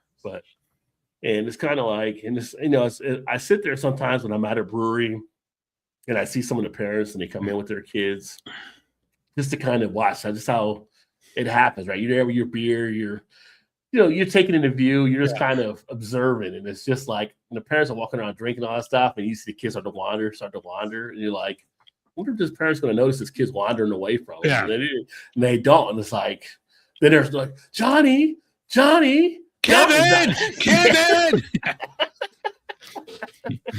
And then they're trying to chase down the kid. And it's just like, and I've seen some parents that were good parents. They saw the kid walk up and they follow behind, or they go get the kid, or say, no, don't do that. Don't do this, whatever. They bring the kid back. But kids are just going to be kids. Dogs are just going to be dogs. They're going to just do what they're doing, right? So it's always up to the parent or the owner to have control of that situation. Yeah. And if you don't, you can't come. You can't do it. Like, so then leave your dog at home, or you stay home and just, hang at home with the dog. Well, I haven't heard of them getting anybody like sending any hate emails or something like that. Like, we did the story about the kids at 7. Some people were like, "Oh, you don't like kids," blah blah blah. We're like, no, it's a safety factor. Plus, kids are breaking shit. They're breaking stuff all the time. So you got glass, you got liquor. Yeah, and it's like Ryan. Like if Ryan's still here, like he knows how Sam Adams is. I was down there. We were down there at Sam Adams when they had a few things over the last couple of months, and I was watching kids out there just like almost tossing the cornhole bags out in the street and stuff, just out there like with one mom trying to watch like 2 or 3 kids. And it's kind of like, now what if your patrons came and they wanted to play corn? They can't play because these kids are running around doing stuff. Because you got kids throwing shit out. Yeah. Right. So it's like, I would rather have the patrons that are spending the dollars being able to have access to whatever they want access to than one parent or 2 parents bringing their kids that are just not doing anything and taking up space. But that's just me. That's just me. So. Put the kids on a leash. Let the dogs run free. I haven't seen a kid on a leash since the airport. I know you've seen it times at the airport. I haven't seen it a lot lately, but and I was off this week. Thank God I've been on vacation. I just heard today they have like a bunch of delays taking place with the storms. New York got hit. Yeah. But then that would go through the other airports though too, right? Because their flights are now offsetting everything else. So Well, I saw that earlier, so I pulled up the portal for the company I work with. Like, we didn't cancel a lot out of O'Hare. So it must have all been like yesterday, but like, sucks to be them. I'm on vacation this week. Yeah, good week to be on vacation for sure. Yeah. Tomorrow will be a crazy day as everybody tries to get back to go to work on Monday, I guess. But that sucks to be them. Me, I go to the airport bar, call the office. I might not get back. So just so you know. Oh, I never seen anybody bring the kids to Sam Adams, Water Monsters, though it takes the family-friendly thing a bit too far. No, actually, right, I've seen kids at Sam Adams, but outside of Sam Adams in Cincinnati, they have like now they brought them in because of the cold, but they have the cornhole kids stuff out there, and I've seen kids out there running around throwing the bags and stuff. And when I went there for Utopia's weekend, people had kids, actually. When I went there Saturday, I'm like, you got Utopias here. People are coming down for the anniversary thing. And you literally had some people come in and had like a baby with them. And it's like, well, who's sampling the Utopia and who's babysitting? I know both of you ain't sampling the Utopia if you got to take care of this baby around here, right? Oh, yeah. Yeah, so it's... that kid's having a good time breastfeeding. I went there. Give me some of that good juice. Yeah, but I've seen kids there. I haven't been to Wandering Monsters yet. I need to get over to Wandering Monsters. And there's some breweries that do good being kid friendly. I think at like Mad Tree, they have kids out there, and there's like stuff that's usually fine that I've seen. But it's kind of like if you're going to a brewery, let's say you're going to a brewery and they don't serve food. Why would you bring a kid there? Yeah, for one, right? Like I don't know if many of them do that. I mean, they might have a food truck or something like that, but it's just like a kid is going to be like want to have fun stuff to do. So it's kind of like, what's the kid going to actually do? Is just sit around doing adults. And then do you want to subject your kid to potential conversations or language and stuff like that you might not feel appropriate? Because I get at a brewery, especially if you got a bunch of guys at a brewery come in after a softball game or something like that and everything, we're probably saying all kinds of shit we wouldn't say in front of our mom. Yeah, so you got your kid in there hearing some stuff that might be going on. So and then like I don't want to sit there and like have to watch what I'm saying because there's a bunch of kids around. This is like an adult environment. Right. And so it's kind of like, that changes. And I know people that left because there were too many kids. We actually went to one of the places that we're near is called Nine Giant. And Ryan, Nine Giant. And we went there one night for dinner, and then people started coming in with these kids. So it got to be too many. It was like, okay, we're out. So you end up having people leave that could be actually put more money into your brewery or more patronage when you have that. So, the kid's not buying beer. The kid's not buying beer. No, yeah. No. And cheers to JP. Happy holiday, my friend. Great to see you, brother. Hope all is well. Hope you and Fifi had a great Christmas. And your kids. Let me see here. Okay. You might be onto something there, though, Ryan. Yeah, kids might be a good reason to drink each other. That's a valid point. Oh, yeah. Mad Trees location. Some park does a good job providing kid-friendly spaces, both inside and out. Yeah, some breweries have done a good job of encompassing it and welcoming kids to actually fit that scenario, right? So kudos to them because they're taking on that responsibility. I don't know if they're going to be enjoying it as much, but they are welcoming that. And Ryan said, go 9 Giant next week, actually. Oh, okay. Hey, if you want to try to connect, let me know. I'm actually 5 minutes from 9 Giant. So, and actually, I just found out 9 Giant has the fermentorium, which is on the other side of 9 Giant, which has their other beers that they don't really have, I think, kids in that one, but some of their higher ABV type stuff, which is next to the ice cream shop. So I have to head over there at some point anyway to check them out. What you just crack open? I just did another Sierra Nevada. This the IP. Yeah, the Trail Pass IPA. That one's solid. Okay. No funny faces out of that. No weird dank smell coming off of that one, huh? Yeah. But no, it's it's interesting. I saved that story for the last one because I feel like going into the next year, we'll still be talking about kids and dogs and breweries. Oh yeah. Yeah. Yeah, the fermentory is great. Some great experimental stuff. We'll be boosting both next. Okay. Visiting, not boosting. I'm trying to say, you taking stuff out when you come in? Like, boosting in New Jersey means something different, Yeah. That's like some Goodfellas talk right there. Yeah. But it's the Lufthansa heist. Yeah. Yeah. It doesn't matter. It's all profit. Yeah. I can watch Goodfellas all the time. Like, Yeah. if I catch part of it on, I sit there and I'm like, I'm hooked into it for the rest of it. Goodfellas, Tombstone, Josie Wales. Those are my kind of things. Oh, Josie Wales. Yeah. Who's the other one? The Pale Rider. Pale Rider. Yes. There you go. Nothing like a good piece of hickory. Yeah.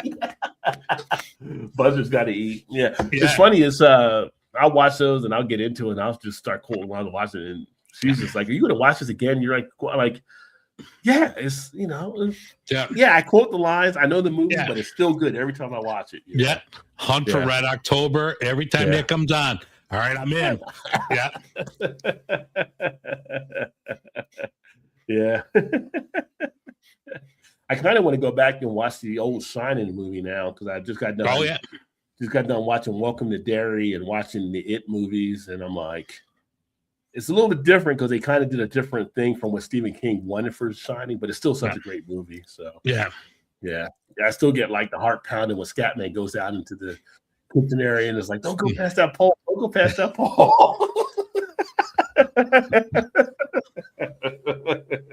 It's like he never hears me every time I watch. He never hears me. The axe still comes flying. So yeah.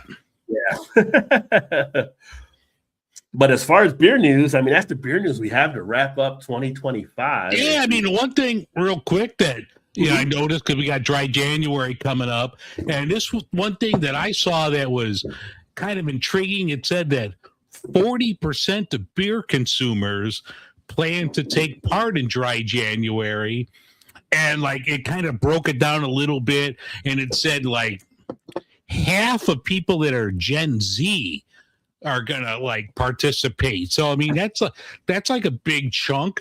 So if you are like I am, January's a rough month for breweries. So even if you're going to participate in dry January, you could still go. They have non-alcoholic offerings out there. Support the food trucks. You still got 4 days left. Stock up your fridge for February. There's Yeah. things you could do, but January is always like the toughest month for breweries. So Yeah. if you get a chance next month, even if you're like me, you're not gonna drink in January, you could still support your breweries in one way or another. But definitely, check them out. Go to a brewery, because in Chicago you might get taxed if you go to a non-brewery. But You might. definitely support your local breweries, places like that. And even if you just go to get like a bite to eat, you can go to get a bite to eat. You're still helping the place out. Yeah, true. Ryan said, "Dry January is against my." Well, I'll still be drinking some, but I do moderate. I do work in more than non-alcoholic beer, so you can do that too. I mean, you might not want to go full dry January, Yeah. But if you want to break up the routine, you can definitely still moderate. There's some good NA options that are out there as well, and as some of you have taken me up on before, with Go Brewing. You can watch any of the Go Brewing videos on my channel, and I have a code in there in the description to get you a discount. Dave has them on his channel, Beer in Front, I'm sure, as well. Both of us are ambassadors with Go Brewing, and you put the code in, whether it's Beer in Front or Rod J BeerVentures, to get 15% off, and they ship it to your house. And I can tell you, Go Brewing does have some decent selections. I would still say the sours are the best one I've had thus far still. The winter IPA I'm going through, it's okay. It's decent. The winter IPA I have right now, and the review will be upcoming shortly on it as a preview. It's more, to me, of a kind of a seltzer hop water type blend. I pick up kind of the seltzer and the hop water type thing. So it's not terrible. Because I do like some of the hop water type things, but it's just not fully there on the beer one. On this one, I've had other ones that were better off on it. So it's again, no brewery is going to always be perfect for you either, for the most part. I mean, you might find something that might be a little off kilter, might still be a good beer, but just not where you want it to be. Yeah. And that's how this beer was. It's decent enough, but it just wasn't my thing as much. So, but that's the fun of experimenting and trying all these different things. But And we both talk about them, and it helps both of our channels out. But and no bullshit. Like Go, I think pound for pound is my favorite non-alcoholic brewery out there. Yeah, I think they have the best, and I've said this numerous times before. They've got the best suite of beers. Going across the NA spectrum that you have. Now, my favorite NA beer, like I said, is the Shoes Black Butte. As far as an individual. But as far as a collective, really, you got Athletic against Go. I'd take Go any day of the week and twice on Sunday. So 10 of time. Absolutely. Yeah. So I think they have some of the best. I haven't done the Bureau. I know I've been seeing a lot of stuff about that as well. I had one, and it wasn't great. But it's not to say it was bad. It was better than O'Doul's or Sharps, but it wasn't my thing. I think there are better NA options out there if that's the road you want to choose. Like this one right here from Sierra Nevada, Trail Pass IPA, solid. I would drink this all the time. It's a great beer. Yeah, that, like I said, that and earlier I said like the Sam Adams, Just the Haze, supposed to be pretty good as well. I haven't tried that one yet, but people have told me that have done it and have really liked that one. So, I experiment because you got to moderate. You can't be all heavy on the beer, right? You got to make sure your body keeps that balance. Make sure you're getting your steps in. Make sure you're like Hulk Hogan here. Make sure you're what do you used to say? Vitamins, take your vitamins. Yeah. And, make sure you're doing all the other stuff you need to do to keep in balance. But I'm going to hit it hard in the next 4 days before January 1st. I'm going to ride that hog high. No, definitely. And that's what we got for the beer news. Anything else you want to mention on here? Anything you got upcoming? No, I'm going to talk to the guy from the Brewers Association, hopefully in about a week and a half. So I'll have that out on the show. Even though I'm doing dry January, I have a ton of videos and a ton of beers recorded that's in the can. So it's just going to be the regular content that's coming out. I'll sprinkle in some NA stuff along the way, but it's just going to be regular thing on my channel. Okay. And Ryan said, I heard great things about Ryan guys. Not a call offering the Ghost. I think Ghost pills. I believe I haven't tried them yet either. But Ryan guys, I'm actually interested. I need to try to connect with them to get them on because they also had came out with the THC option. All so right. I wonder how they're being affected with this whole thing. Oh yeah, in Ohio, definitely. Yeah. Yeah. But on my end, more stuff being lined up coming up here shortly. Actually, in a talk with one of the malt houses. So for all you that like homebrew, hopefully have them on, kind of talk about what they're doing in the homebrewing type thing, but also been wanting to get more ingredient focused type things. So I'm going to try to get some more pop people on here in 2026, but we're going to go with the malt thing. Also, I mentioned earlier, Julie from Kick Fizz, we're talking about getting her on. We'll talk about her THC out in Colorado, what they're doing on the drinks there. And a couple other things I'm lining up. Also, you'll be seeing some other stuff I'll be sharing out there that I won't make it a fully known as of yet, but I basically going to be a contributing writer, it looks like, next year for one of the industry magazines. So I'll be sharing stuff on that as well, and then a few other things that are taking place. So not that I had enough stuff to do before, but apparently I'm taking on more stuff now to get more beer things actually happen out for you guys. So stay tuned for all of that, and a shout out, good night to you as well, Ryan. Great to have you on, and we got to get you on here with Cincy Brew Dad, so we'll get something set up to get you guys on as well and talk about what you're doing here in Cincinnati. But stay tuned. 2026 should be more promising stuff to bring to the channel, and I can't believe I'll be going into my 11th year next year. Well, these go to 11. Yeah. Turn it to 11. Yeah. Little spinal tap for all you millennials out there. I'm just saying. Don't know what it is? Ask your mom or dad. Yeah. All right. We'll sign off here. Well, I'm going to drink a little beer after hours. I don't know if you got to hang out or you're going to leave. Yeah, I'm going to visit another room for a minute, but I'll be right back in 2 minutes. But Happy New Year, everybody. Have a great 2026. And remember, be safe out there. Don't drive if you don't have to drive. Yeah. Obviously, if you're going to drink, get Uber, get Lyft. I was actually trying to find for my Facebook page earlier, but I don't think I still have it. But last year, they gave me a code to put out there for people that might need it. If I find it, I'll put that on the Facebook page or Instagram or something like that. But be safe out there. There's already craziness that we're seeing from Christmas weekend of people driving, doing stupid stuff. So not worth it. Not worth it. And don't be that person. Yeah, don't be that person.